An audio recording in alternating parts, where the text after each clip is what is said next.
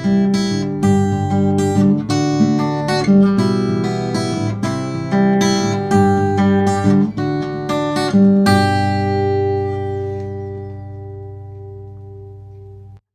was just so impressed with your two goals and also the diversity and equity statement. I'm really looking forward to seeing that more, and the ways in which you all are shaping our work around this, I think, can very much inform CTERIN's work in general.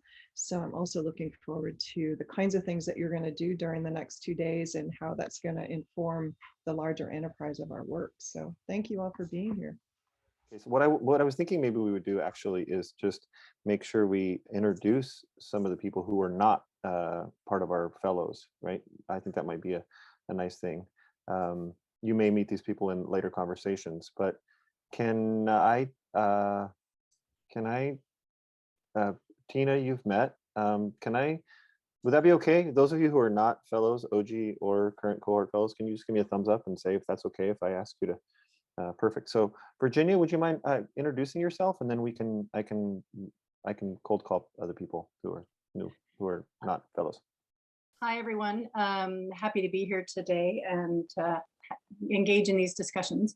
My name is Virginia Panish, and I am the director of the MAT program at UCI. Thank you, Virginia. Tim, you're next on my screen. Well, that's a good place to be. Hi, everyone. My name is Tim Dewar. I work at UC Santa Barbara, and there I am the coordinator of our single subject credential program and also do content supervision for secondary ELA. Perfect. Great to meet everybody. Thank you. Oh, Lorena, there you are. Hi. Yeah, Lorena, can you introduce yourself? Lorena. Ken, I knew I was going to see you. Good morning, everybody. My name is Lorena. I'm assistant professor at UCLA. Ken is my advisor when I was a grad student. So we can talk about these sort of layers of mentoring happening now. I'm very excited to see you all and to see you again, Ken. We haven't seen each other in a bit. Oh. I teach social foundations, language acquisition. I've done supervision, you name it. So excited to talk about it all with y'all. And I think you and Ken, Lorena, just gave us some advisor-advisee goals, right? When your advisees and advisors show up with each other and they say, yay, you're here, I'm here. That's the kind of thing we can aspire to. I'm going to pass the mic to Ken Zeichner in just a minute. Let me give you a very short introduction. Ken is truly a beacon for us in this field and in this work. And one of the, but that's not really the reason we invited him here. The reason we invited him here is because some of the work, the forward-looking work that he's doing feels transformative. It's inviting a transformation at the a radical transformation, radical not in the sense of crazy or wild, but radical in the etymological sense of at its roots, right? Radical shares the same root word as radish, the sort of root. He's generously and gracefully, as I read it, suggesting that the field reconsider what its roots are about and where it draws its sustenance. And in particular, that's about questions, as I read it, questions about whose knowledge counts in teacher education and how our answers to that question, what good answers to that question might be and ways that we might move forward. I've asked Ken to speak informally. I'm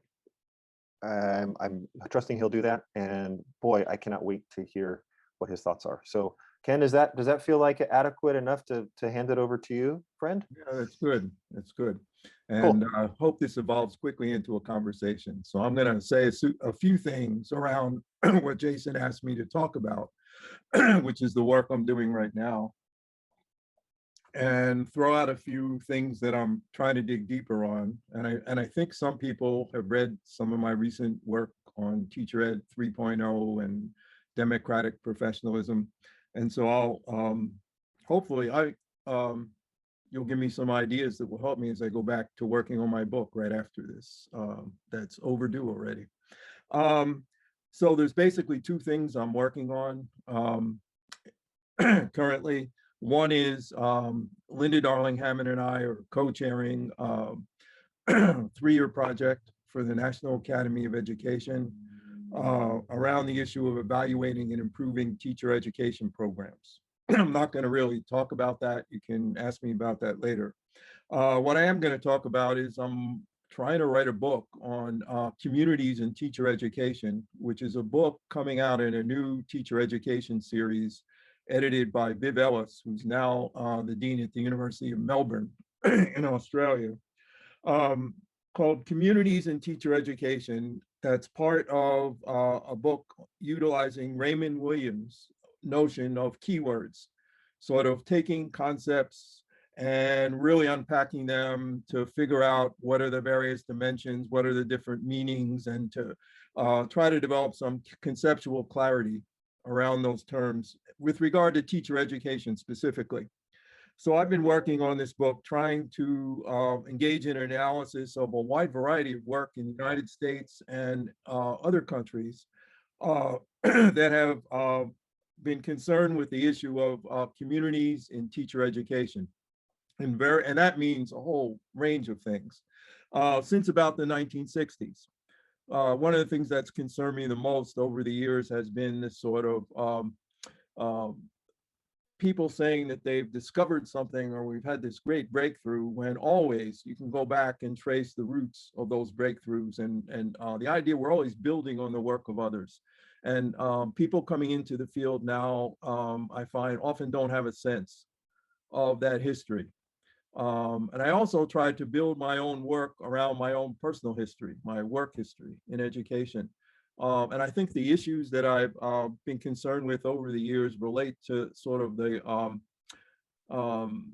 unique or non-common kind of background I've had in education. I was a public school teacher in New York State, and all of my teaching was in a public community school during a time when there was a lot of organizing in urban communities, non-dominant urban communities, communities that have been marginalized and lacked a voice in their public schools, trying to gain some influence on the schools they send their children to.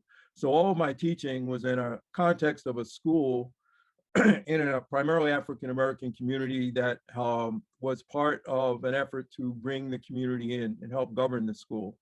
And so everything that we did as teachers was evaluated by the community, was part of the evaluation. We helped community help hire and fire teachers and distribute resources. And so it always seemed natural to me, the idea that teachers would be concerned about developing relationships with their students, families, and being knowledgeable of the community and trying to connect the teaching that we did inside the classroom to kids' lives outside of school. And my first job in teacher education was in the Teacher Corps, which was a program based on some work that Larry Cuban had done in Washington, D.C. for returned Peace Corps volunteers. And it was a program that was built on this tripartite notion of school, university, and community. Sharing responsibility for the preparation of teachers in Title I schools, urban and rural, around the country. And I was also a cooperating or mentor teacher before that. And that role was a hybrid role where I was employed both by the district and the university. So from the very beginning in teacher education, I've sort of been playing on both sides, in and out of these two different worlds, and very sensitive to the way in which people treated those of us who came out of the K-12 school world, in the world of academia. My first 6 years, and this is, I guess, not common now, my first 6 years at the University of Wisconsin in Madison were as a clinical faculty member, responsible for building clinical programs and a research program on learning to teach in those programs. But I was non-tenure track. I decided after the 6 years to go up for tenure and switch over because I wanted to chair doctoral committees and they wouldn't let me do that as a clinical faculty member.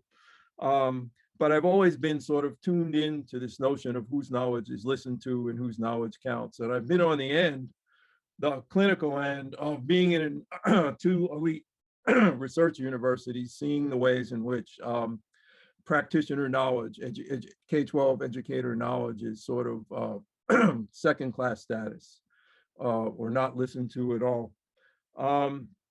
And so my work has, a lot of it is focused on the notion of whose knowledge counts in the preparation of teachers, whose knowledge should count, and around school university partnerships, community university partnerships.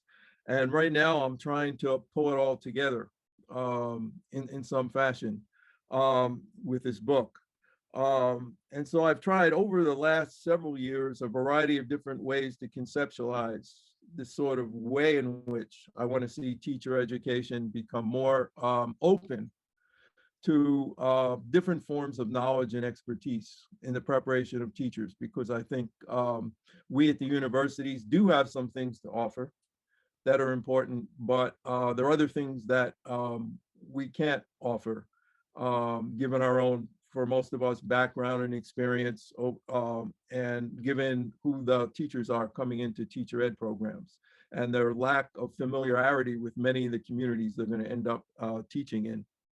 So I, for a while, played around with the idea of hybrid teacher education, third spaces, creating spaces where people can come together, where you begin to try to shift knowledge hierarchies.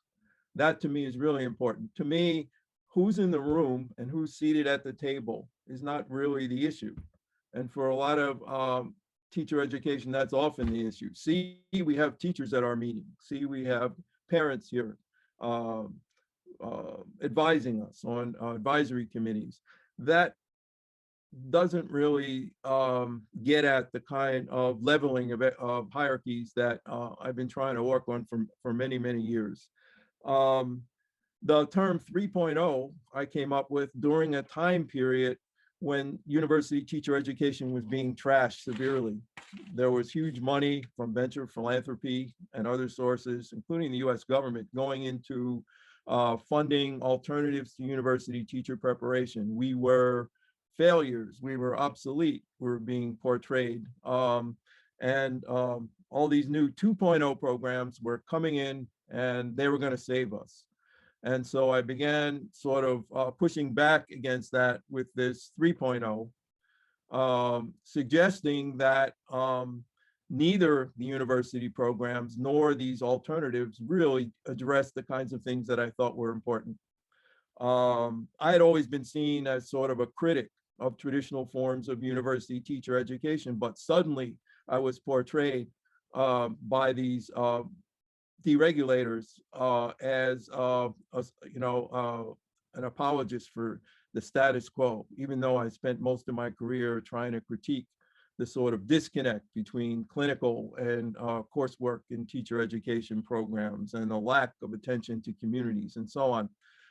And so 3.0 was a way to both make the point that what is coming along and being touted as a panacea for our ills was not really that wonderful, and that there was something else that neither university or non-university teacher education achieved. But I decided that I began adopting the language of the social entrepreneurs, 1.0, 2.0, 3.0. And so I wanted to find another way. And I became intrigued with the work that's been going on for some time, a couple of decades, on the idea of democratic professionalism. And to me, it sort of conveys the idea that professionals, whether it's K-12 teachers or university teacher educators, do have things to offer. And we were hearing a lot of rhetoric that we didn't.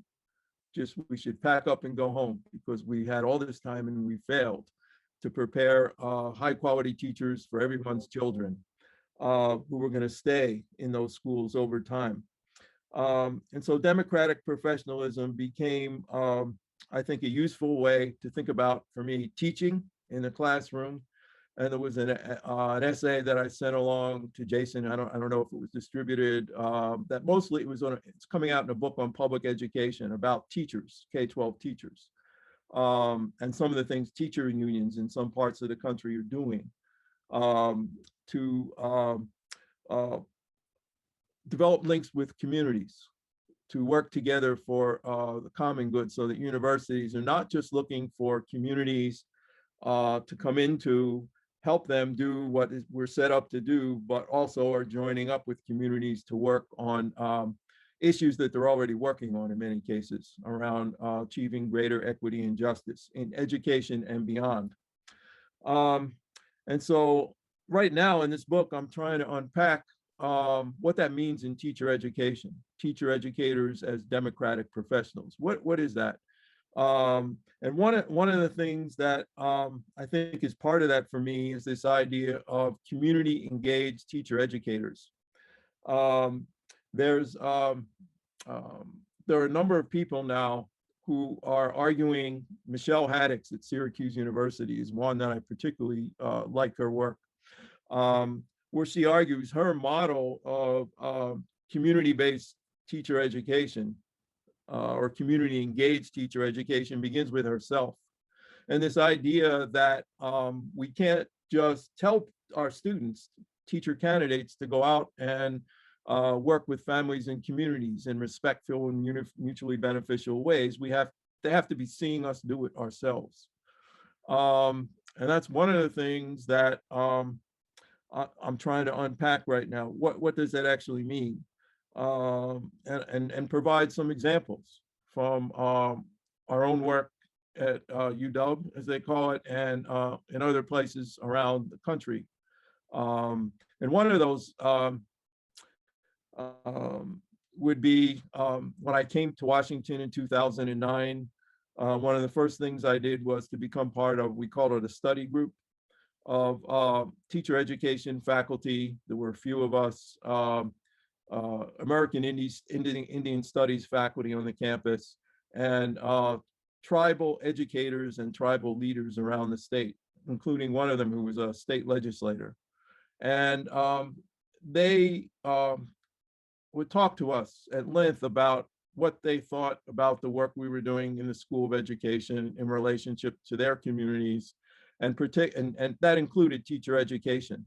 And one of the things we heard over and over again was that teacher education was not really preparing teachers who really knew their students and knew much about their communities, and that and we were failing them. And what we're going to do about it. And they've been talking to the university for years and years, and nothing ever happens. And so we met for several years. A lot of it was uncomfortable, being in the receiving end of a lot of criticism. And so one of the things that emerged out of that was the development of a Native Education Certificate program, which exists today, and you can go on the website and it's listed as one of the teacher education programs. Two of my colleagues, Megan Bang and Beth West, two Indigenous scholars at that time, both of them have left the university for other places, but the program still goes on. That provides, it focuses on preparing more Native teachers in the state, and also on ensuring that all people going through our teacher ed programs have knowledge about a new tribal sovereignty curriculum, time immemorial, that was optional at the time in Washington schools. It's now required. So everybody going through our teacher ed programs now at Washington is required to participate in this program that's led by Indigenous educators. And the thing about it was that the Indigenous communities in Washington worked with the teacher educators in shaping that program in ways that I think were very successful. And there are other examples of that, where it's not just come in and tell us what you think of the programs that we have, and they go away and come back again, next year to share their reactions. But it's actually joining together and creating something new, where the people who were on the outside, in this case the community, develops, has a large role in developing the program. And we've also experienced that here since I've been here with regard to the development of a Seattle teacher residency program, where it took 3 years of sitting down and creating it, that involved the district, the community-based organization, the teachers union, and the College of Ed. And so those kinds of, I try to draw on those kinds of experiences in helping to push along this conceptualization. When you go into the literature on communities and teacher education, a lot of it is uses a lot of rhetoric, community engaged, as opposed, we're community engaged instead of just involving people. But what does that mean? There's a lot of maintenance of sort of deficit perspectives of communities, even with community engagement. And so there's a lot of things to be learned about what are the dimensions of variation in this work and what really matters in really preparing teachers in ways that they can begin to utilize the knowledge that they're gaining about communities and the expertise that they're gaining from families and communities in the work that they do in the classroom, sort of digging deeper.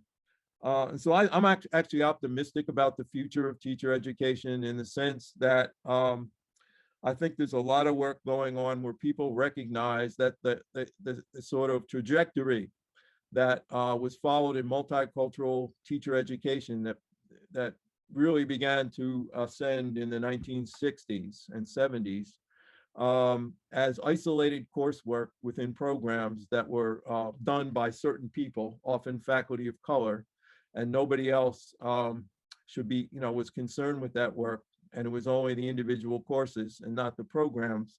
But beginning to work in recognize that this really needs to be throughout teacher education programs, these commitments to work with both schools and communities in fundamentally different ways than we've been used to.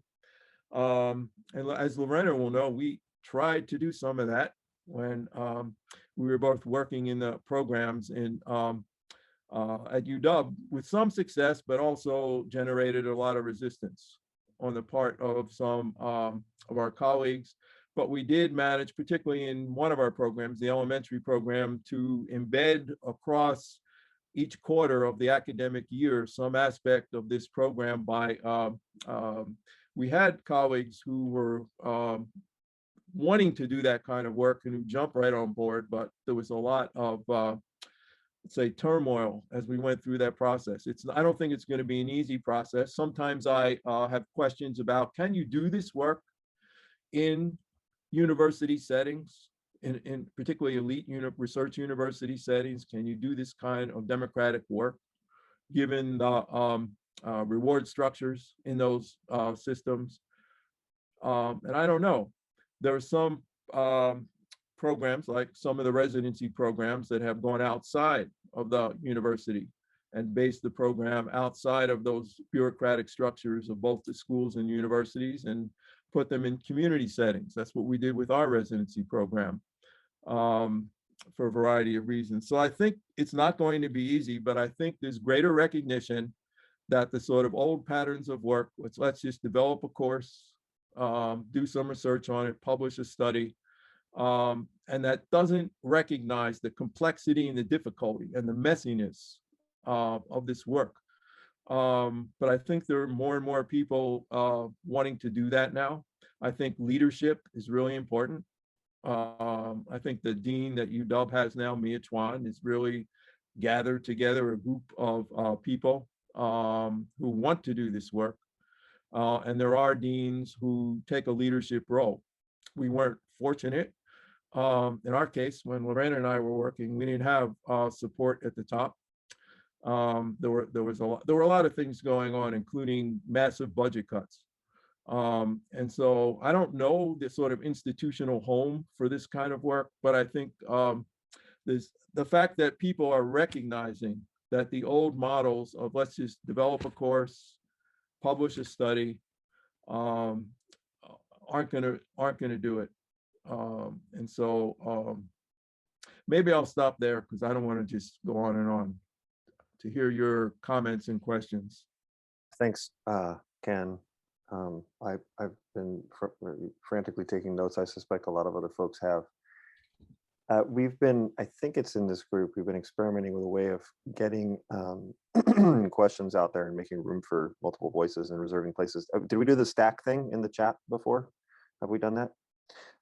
Where in the chat, if you want to ask a question or jump in, if you just type the word stack, that will put your name visibly in the chat. You don't have to have your hand up. You don't have to do much else. Just get to reserve a space for yourself to ask a question or make a comment. We've already got one in there. Why? Oops. Maybe you're just practicing. Any case, if you have a question or a thought, please jump into the chat, and that way we can manage the turn taking. Again, thanks so much, Ken. I don't think I'm alone in just having a bunch of stuff to be thinking about. I want to open it up to the floor. And thank you, Dr. Zeichner, for being here today. A lot of your work and speeches have been a big part of my coursework so far, so it's really great to be able to talk to you and hear from you directly.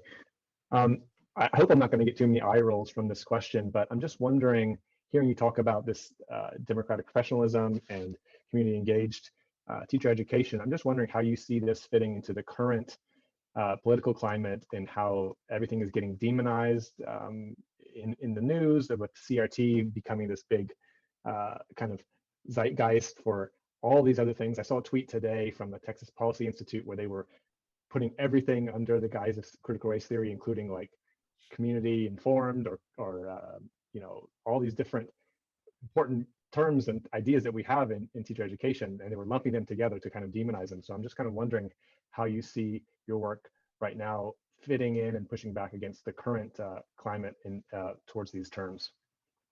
Well, yeah, I think about, you know, the idea of engaging communities in a greater way. And, you know, there's some communities out there, you know, around the country where that is problematic for me in terms of some of the things, as you say, that are going on. But I think my experience has only been in working in non-dominant communities that have been voiceless in their education of their children in the public schools. So these are communities have been shut out of the process. And so I haven't really had the experience of dealing with some of these communities that want, you know, critical race theory banned, or, you know, and that's, it's not just in red states, it's all over. I mean, we had teacher in Washington almost fired for teaching about Black Lives Matter in a district north of Seattle. I look at it as, I've been doing this kind of work for about 47 years. What we're experiencing right now is another version of what we've been experiencing the whole time I've been working in terms of this pushback, you know, and so I will continue, you know, trying to speak to ways in which schools and teacher ed programs should relate to non-dominant communities and move forward. I'm already on the list.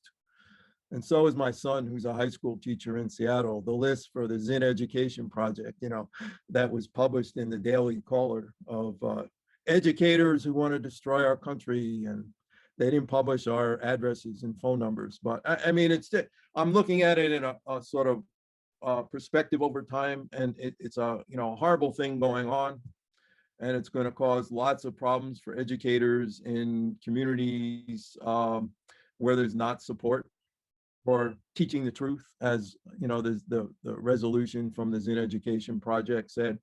But I'm not deterred by that. I think we need to keep moving forward, because we can go back, you know, there was McCarthyism before I got involved, and there's been you know, things all along. And you know, these are tensions and contradictions. You know, I went back, I published a paper in 1991 in TC Record that dealt with some of these issues, and the examples I used were from Madison, Wisconsin, where people wanted to require, you know, everybody to celebrate Christmas and have Christmas trees in every classroom, and there were all sorts of negative pressures coming into schools, you know, criticizing educators for being too liberal with regard to sexual preference and so on, or teaching sex education in the schools there.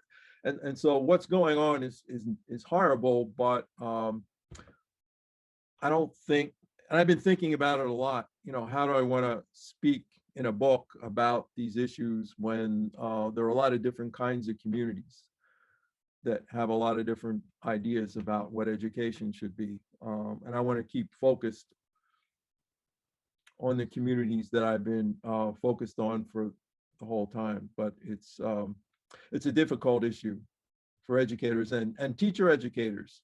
What, Florida, or is it Georgia? I can't remember. It's hard to distinguish anymore.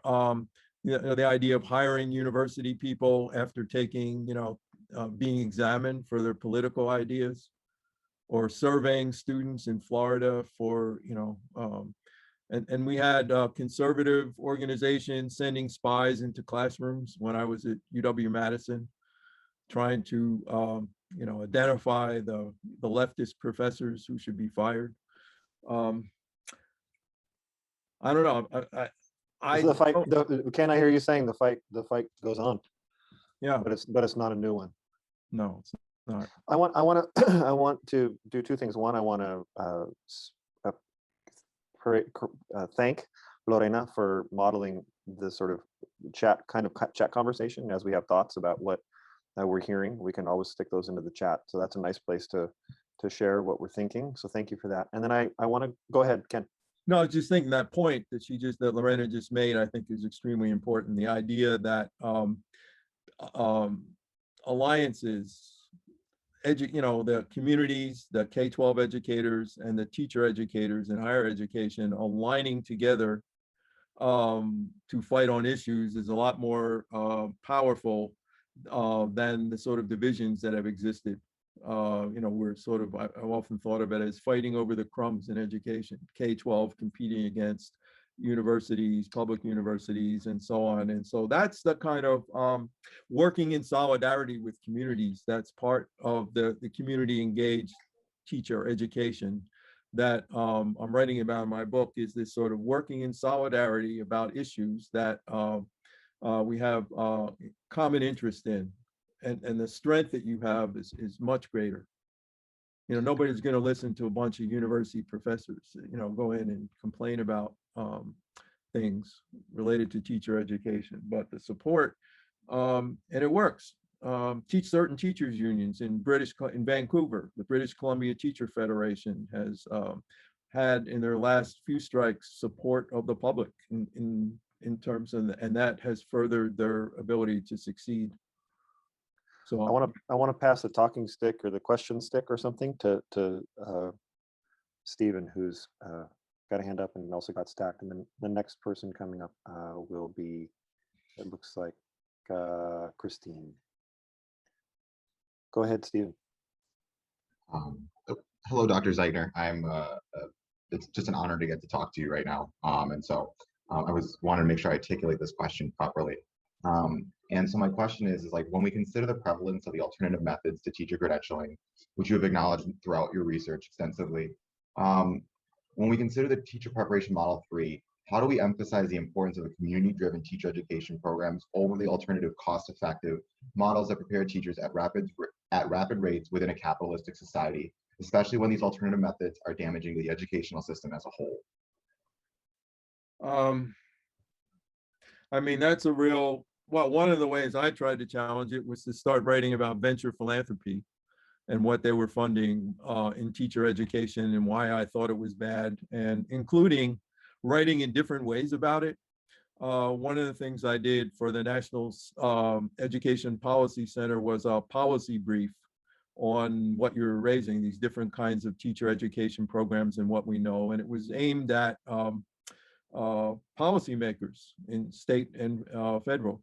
And it was a whole different kind of writing. And so I had, and it was hard for me to begin to learn to write in ways that were not for an academic journal. But they mentored me in the process. I was very thankful for mentoring me. And I think that kind of work that comes out of that policy center, the policy briefs, that's one way we can begin to challenge it. Just publishing an article in AERJ is not going to go far in terms of having an influence on those policies that make it possible for those kinds of programs to accumulate so many resources and really do damage I think. And I'm not speaking against alternative programs in general. There are some really good non-university programs. That's one of the ideas of 3.0. It's you know, it's not just let's uncritically celebrate university programs and trash the other ones. It's something beyond that. But the ways in which we communicate, both for writing and speaking. I was in a congressional briefing on clinical experiences a number of years ago in DC. And one of the issues I focus on is this underfunding of clinical teacher education. And speaking to people who are in a position to be able to provide some policies and resources to take a different direction that would make it more difficult for those programs you're alluding to exploit the current system and really do disservice to the communities that underprepared teachers. And so those are just a few things that come to mind right away. And so, and I see a lot of effort, I think it's good, toward the notion of public scholarship around these issues, so that learning in a doctoral program, I think, needs to include this sort of ability to speak about these issues to the public and to policymakers. I want Zainab has a I got the stack order wrong, and we're still working out what that process. But Zainab was actually next. Zainab, would you mind? You said you'd be willing to read your question. That it just got typed in that way. But can you go ahead and share your question? Yes, thank you very much, Dr. Ken. In hearing about your experience developing a native teacher education program, I'm very interested in that. And I was asking, when you talk about whose knowledge counts in teacher preparation, I was wondering if there is a way you conceptualize knowledge that helps conversations around teacher preparation design, implementation, and evaluation. I feel when community members come to the table, there are many ideas about knowledge: canonical knowledge, contextual knowledge, knowledge about the current situation, knowledge about the future. So is there a way that helps those conversations among different actors about what is knowledge?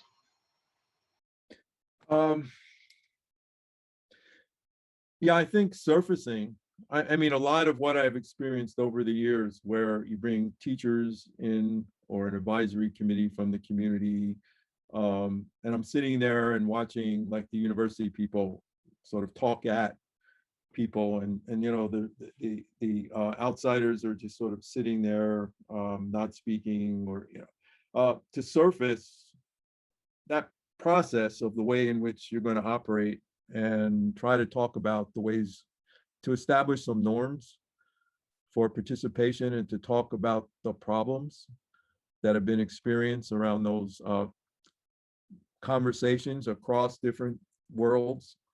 And sometimes I've seen it's needed outside facilitation in certain situations I've been involved in where that is helpful.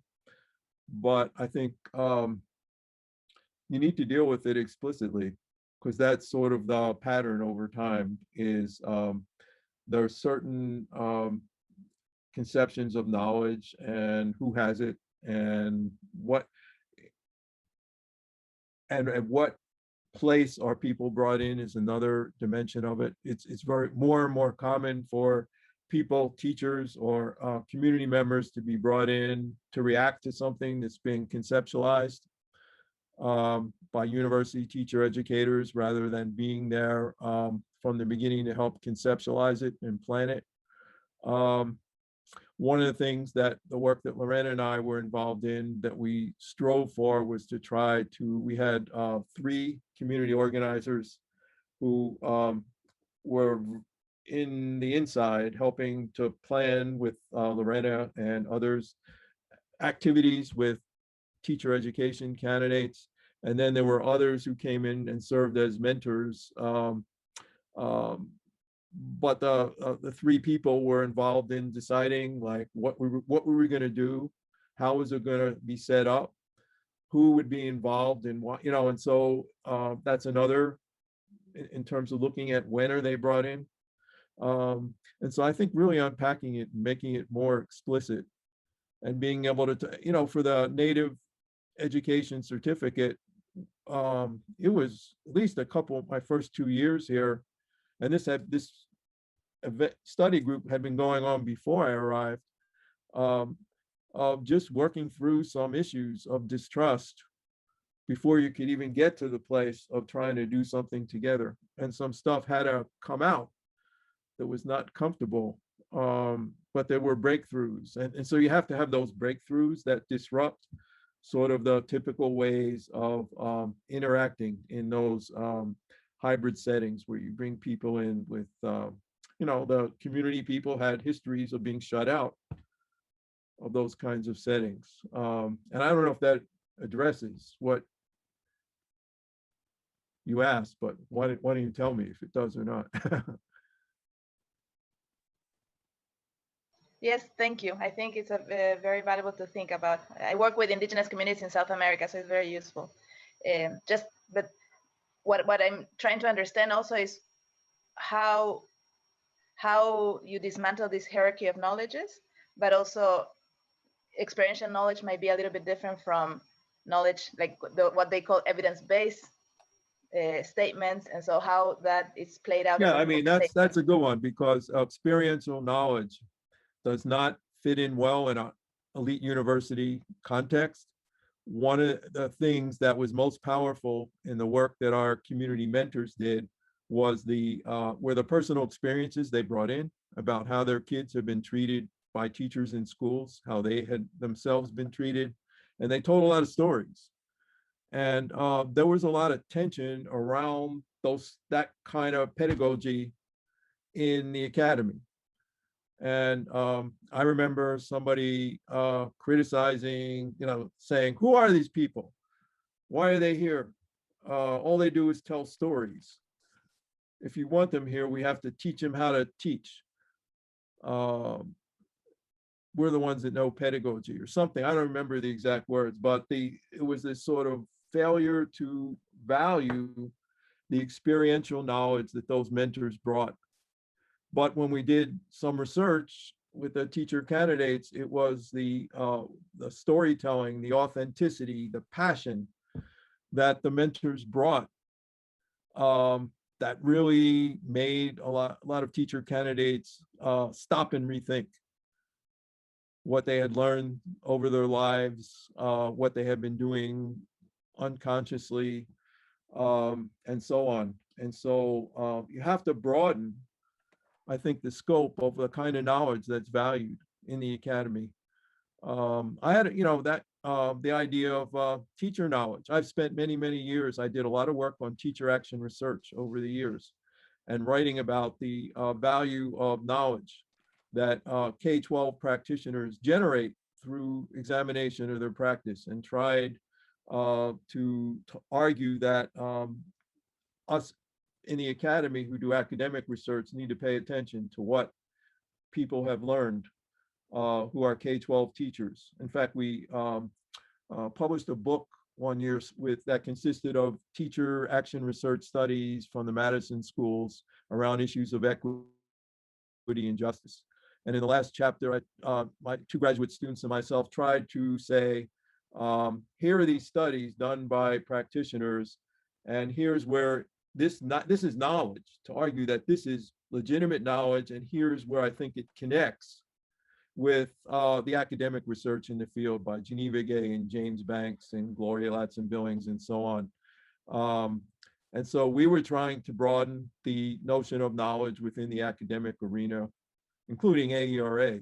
When I was vice president of AERA, I would oftentimes bring teacher research kinds of sessions into the process. And that same issue holds for teacher educators. A large portion of research in teacher education in the United States are people who practice teacher education, studying their own practice and doing research about their own work, and sort of broadening the ways in which knowledge is conceived, to value that as if it's well done, and that there are standards for evaluating these different forms of knowledge that are different than what's usually used in the academy.